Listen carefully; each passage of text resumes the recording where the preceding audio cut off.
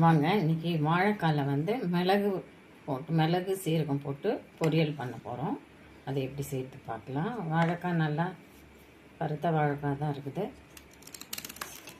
பெருசாக தோல் வந்து ஃபுல்லாக கட் பண்ண வேண்டாம், இப்படி உரிச்சி எடுத்தாலே வந்துடும். கொஞ்சமாக இப்படி மேலே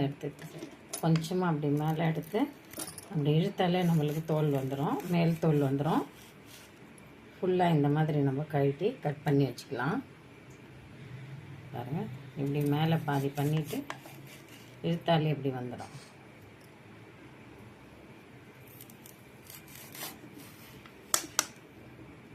ஃபுல்லாக சீவி வச்சுக்கலாம். நல்லா ரவுண்டாக இந்த மாதிரி கட் பண்ணிடுங்க.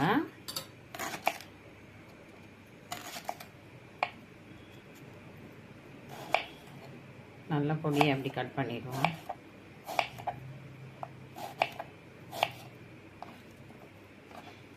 இந்த மாதிரி கட் பண்ணிக்கலாம்.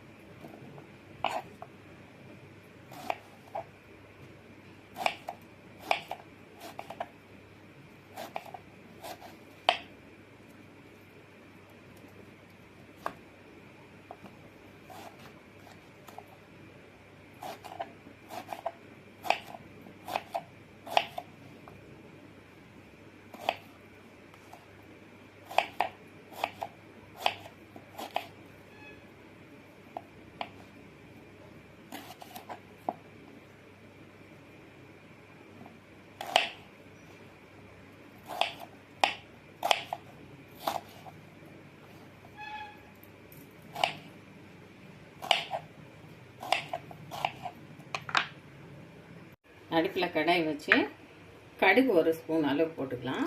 எண்ணெய் காஞ்ச உடனே 2 ஸ்பூன் அளவுக்கு எண்ணெய் போட்டிருக்கேன். எண்ணெய் காஞ்ச உடனே கடுகு போட்டு கடுகு பொரிஞ்ச உடனே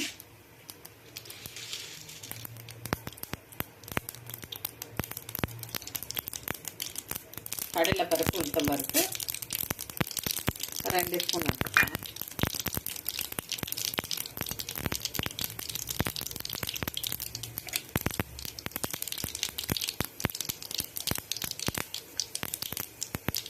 கருவேப்பிலை, வாழைக்காய்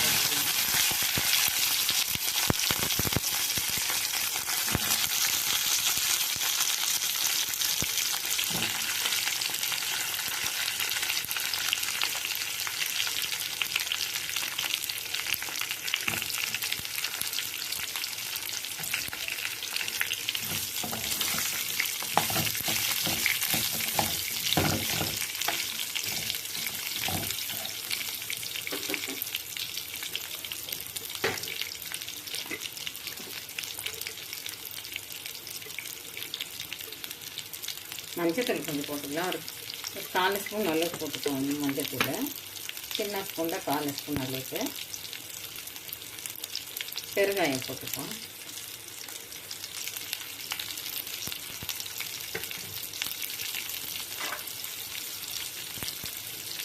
உப்பு தேவையான அளவு.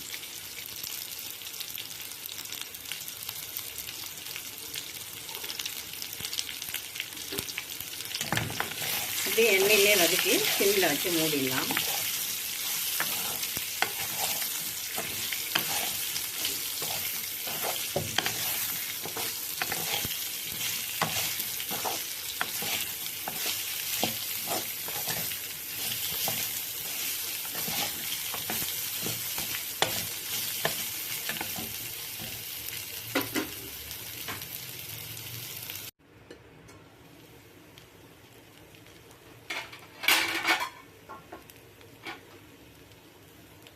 வாங்க, எண்ணெயிலே பாருங்கள் நல்லா வாழைக்காய் வெந்துடுச்சு.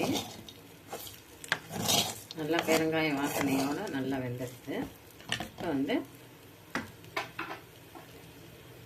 கொஞ்சம் கொத்தமல்லி போட்டுக்கலாம்.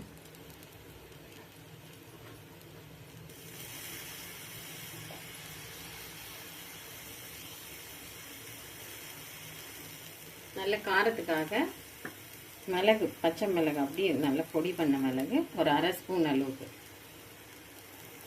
போட்டுப்போம்.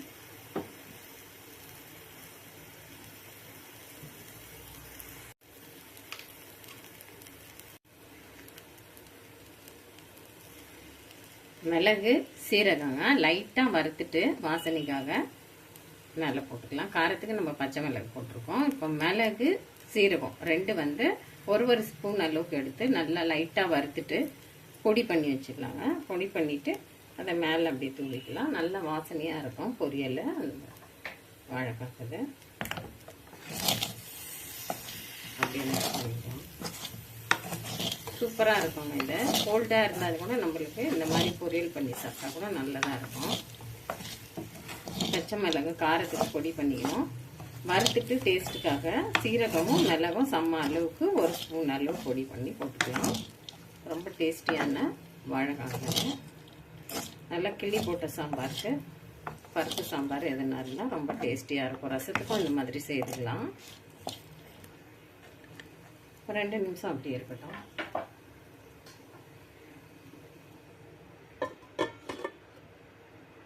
சூப்பராக ரெடி ஆயிடுச்சு வாழைக்காய் மிளகு வறுவல்.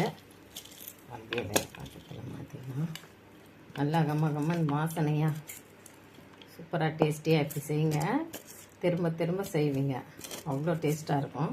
இந்த மாதிரி ட்ரை பண்ணி பாருங்கள்.